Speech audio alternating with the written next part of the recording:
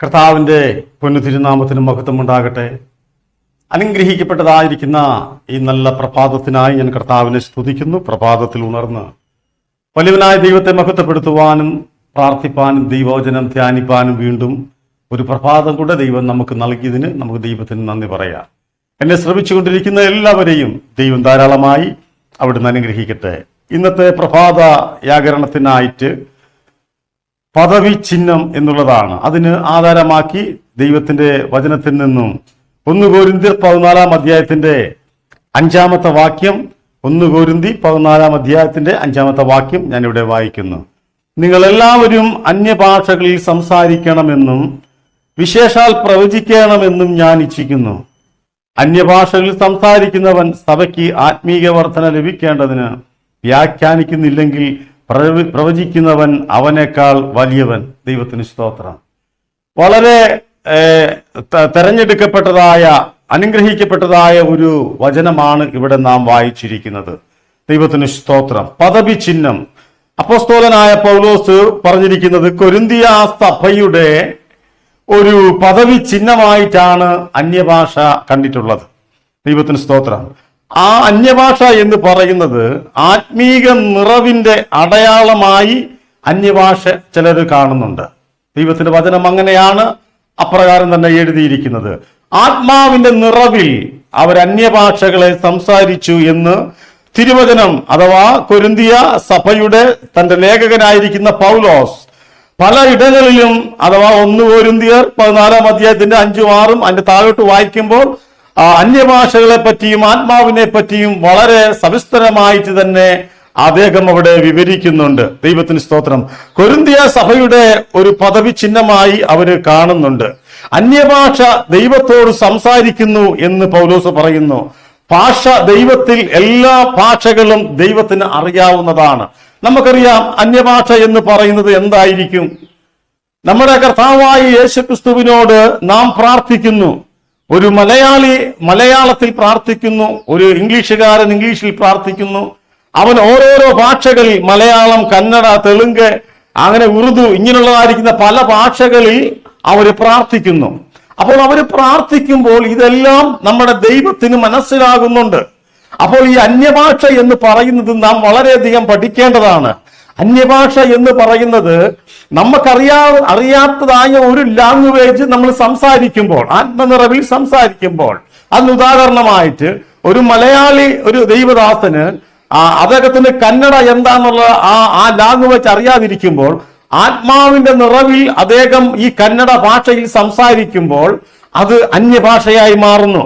അപ്പോൾ ഈ അന്യഭാഷ മലയാളിയുടെ ഇടയിൽ ഇത് പറയുമ്പോൾ ഇതിനെ വ്യാഖ്യാനിച്ച് കൊടുക്കുവാൻ അവിടെ ആത്മനിയോഗം പ്രാപിച്ചവരില്ല എങ്കിൽ പൗലോസ് വ്യക്തമായിട്ട് പറയുന്നുണ്ട്, അന്യഭാഷ സംസാരിക്കരുത്, സഭയിൽ മൗനമായിരിക്കുക, ഇല്ലെങ്കിൽ നിങ്ങൾ മൗനമായി ദൈവത്തോട് സംസാരിക്കുക എന്നൊക്കെയാണ്. നമുക്കറിയാം അപ്പോസ്തല പ്രവൃത്തി അതിന്റെ 2 അധ്യായത്തിന്റെ 1 വാക്യത്തിൽ അവിടെ മാളിക മുറിയിൽ കൂടിയിരുന്നവരുടെ നടുവിൽ ദൈവത്തിന് സ്തോത്രം ഒരു കൊടിയ കാറ്റ് അവിടെ അടിച്ചു എന്ന് പറയുന്നു.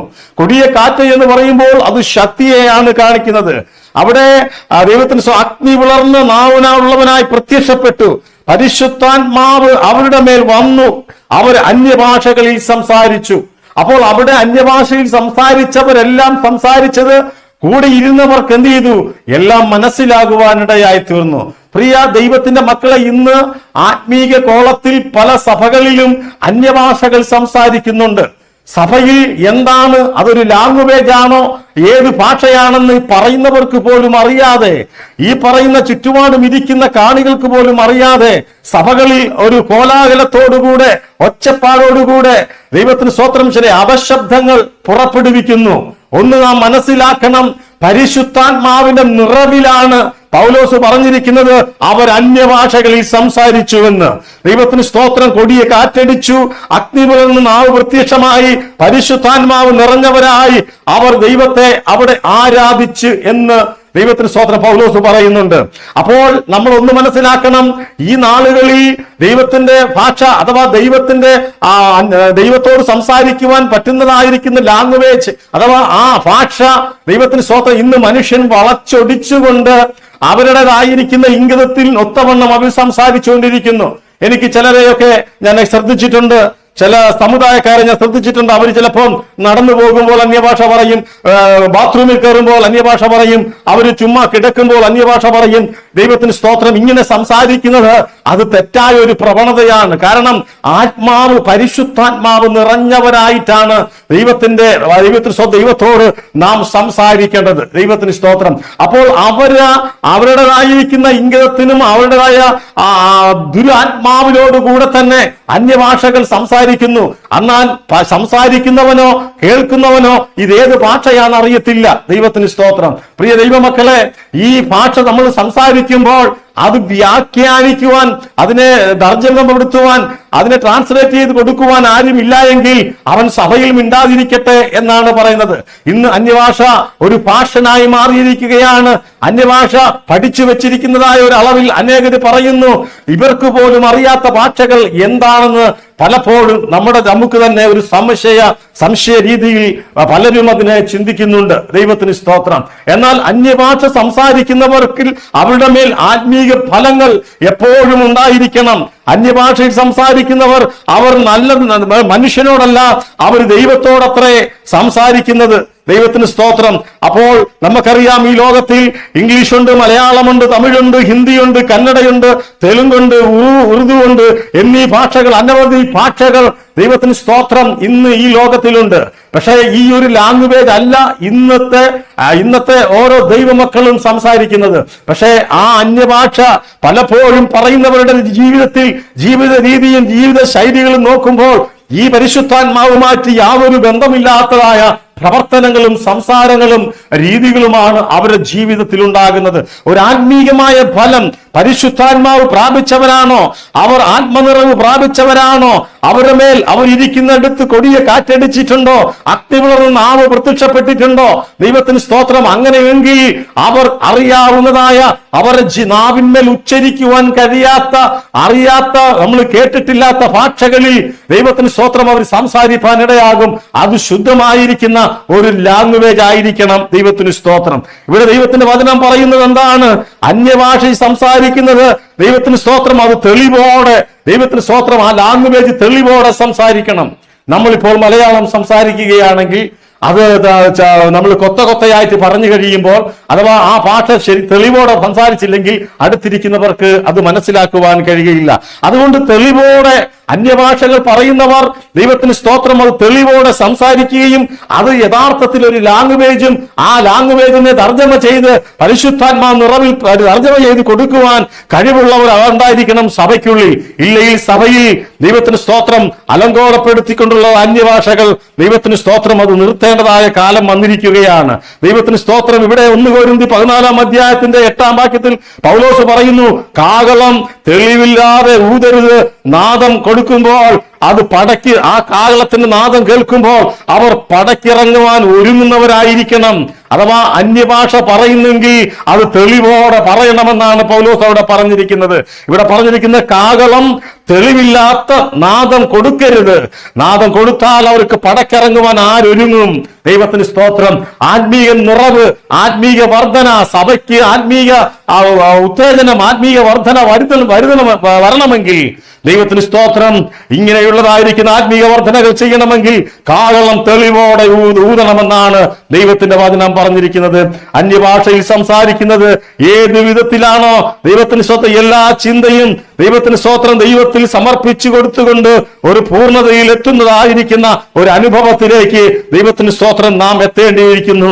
ഇന്ന് അനേക സഭകളിലും ഒച്ചപ്പാടുകളും ബഹളങ്ങളും ഉണ്ടാക്കി ആരാധനകളും അന്യഭാഷകളും ദൈവത്തിന് സ്തോത്രം അവർക്ക് പോലും അറിയാത്ത ലാംഗ്വേജുകൾ സംസാരിക്കുമ്പോൾ പരിശുദ്ധനായിരിക്കുന്ന ദൈവം പറയുന്നു, എനിക്കറിയാത്ത ഭാഷകൾ ഒന്നുമില്ല, എനിക്കറിയാവുന്ന സകല ഭാഷയും ദൈവത്തിന് സ്തോത്രം. ഏത് രാജ്യക്കാർ ഏത് ഭാഷയിൽ അവരുടെ ഭാഷയിൽ സംസാരിച്ചാലും അത് ദൈവത്തിന് മനസ്സിലാക്കുവാൻ കഴിയും. അതുകൊണ്ട് പ്രിയ ദൈവമക്കളെ, ദൈവത്തിന് സ്തോത്രം. നിനക്ക് മലയാളമേ അറിയത്തുള്ളോ, അത് നീ മലയാളത്തിൽ പ്രാർത്ഥിക്കുക, അതെന്റെ തമ്പുരാന് മനസ്സിലാകും. ദൈവത്തിന് സ്തോത്രം. എന്നാൽ നീ മലയാളത്തിൽ സംസാരിക്കുമ്പോൾ ഒരു ഇംഗ്ലീഷുകാരനാണെങ്കിൽ അദ്ദേഹത്തിന് മലയാളത്തിൽ തർജ്ജമ ചെയ്ത് കൊടുക്കുവാൻ ഒരാൾ ഉണ്ടായിരിക്കണം. എല്ലാം ആത്മീയ വർധനയ്ക്ക് മാത്രമേ ആകാവൂ. ദൈവത്തിന് സ്തോത്രം. ആത്മീയ നിറവ് പ്രാപിച്ചവർക്ക് ഇപ്രകാരം ചെയ്യുവാൻ കഴിയുകയുള്ളൂ. ദൈവത്തിന് സ്തോത്രം. മുട്ടുമടക്കുമ്പോൾ പ്രാർത്ഥിക്കുക. പ്രാർത്ഥിക്കുമ്പോൾ, ദൈവസന്നിധി നിലവിളിക്കുമ്പോൾ, പൂർണ്ണമായിരിക്കുന്ന നിറവിൽ വരുമ്പോൾ നാം നമ്മുടെ താന്താന്റെ ഭാഷകളിൽ ദൈവത്തോട് സംസാരിക്കുന്നു. അതാണ് അന്യഭാഷ. ദൈവത്തിന് സ്തോത്രം. അതുകൊണ്ട് ദൈവത്തിന് സ്തോത്രം. അന്യഭാഷ, ദൈവത്തിന് സ്തോത്രം. അന്യഭാഷ എന്ന് പറയുന്നത് നാം സംസാരിക്കുന്നത് ഒരു വ്യക്തിയോടല്ല, എല്ലാ ഭാഷയും സഭയിൽ ദൈവത്തിന് സ്തോത്രം അല്ലാത്തവർ സഭയിൽ ഉണ്ടാതിരിക്കട്ടെ. അന്യഭാഷ ജീവിതത്തിന്റെ ദൈവവചനത്തിന്റെ ഒരു ഭാഗമായിട്ട് അന്നത്തെ മാളിക മുറിയിൽ ഇരുന്നവർ അത് അങ്ങനെ ചെയ്തുവെങ്കിൽ ദൈവത്തിന് സ്തോത്രം നാം ദൈവത്തോട് പ്രാർത്ഥിക്കുക. ഈ നാളുകൾ ദൈവിക നിറവ് പ്രാപിച്ചുകൊണ്ട് നമുക്ക് ഈ മുൻപോട്ട് കടന്നു പോകാം. ദൈവത്തിന് സ്തോത്രം. ദൈവത്തിന് വചനം എന്ത് നമ്മെ പഠിപ്പിക്കുന്നുവോ, എന്ത് നമ്മെ അനുശാസിക്കുന്നുവോ അപ്രകാരം നീങ്ങാം. ഈ വചനങ്ങളാൽ ദൈവം നമ്മെ അവിടുന്ന് അനുഗ്രഹിക്കുമാറാകട്ടെ. ആമേൻ. ഈ പ്രഭാതത്തിൽ ദൈവം നമ്മെ എല്ലാവരെയും അനുഗ്രഹിക്കട്ടെ. ഈ പ്രഭാതത്തിൽ നമ്മുടെ കണ്ണുകളെ അടച്ച് ദൈവസന്നിധിയിൽ പ്രാർത്ഥിക്കാം. സ്നേഹവാനായ ദൈവമേ, സ്വർഗീയ പിതാവേ, അനുഗ്രഹിക്കപ്പെട്ട നല്ല പകൽവേളയ്ക്കായി നന്ദിയോടെ സ്തോത്രം. പ്രഭാതത്തിൽ ഉണരുവാനും ദൈവത്തെ മഹത്വപ്പെടുത്തുവാനും കേട്ട വചനത്തിൽ ഞങ്ങൾ ആശ്രയിച്ചുകൊണ്ട് ഈ നാളുകളിൽ കർത്താവേ ആത്മീയ നിറവ് പ്രാപിച്ചവരായി എപ്പോഴും ഞങ്ങൾ ദൈവത്തോട് സംസാരിക്കുന്നവരായി തീരുവാൻ എൻ്റെ സ്വർഗത്തിലെ ദൈവം അവിടുന്ന് ഒരുക്കണമെന്ന് പ്രാർത്ഥിക്കുന്നു. കേട്ടുകൊണ്ടിരുന്നതായിരിക്കുന്ന എല്ലാ ദൈവമക്കളെയും സ്വർഗം അവിടുന്ന് അനുഗ്രഹിക്കണമേ. തുടർന്നുള്ള സമയം ദൈവത്തിന്റെ വലിയ കരുതലും സാന്നിധ്യവും ഞങ്ങളുടെ മേലുണ്ടാകണം. തലവണക്കി എല്ലാവരെയും അവിടുന്ന് മാനിച്ചാട്ടെ. യേശുക്രിസ്തുവിൻ ധന്യമുള്ള നാമത്തിൽ തന്നെ ആമേൻ. ദൈവം നമ്മെ അനുഗ്രഹിക്കുമാറാകട്ടെ.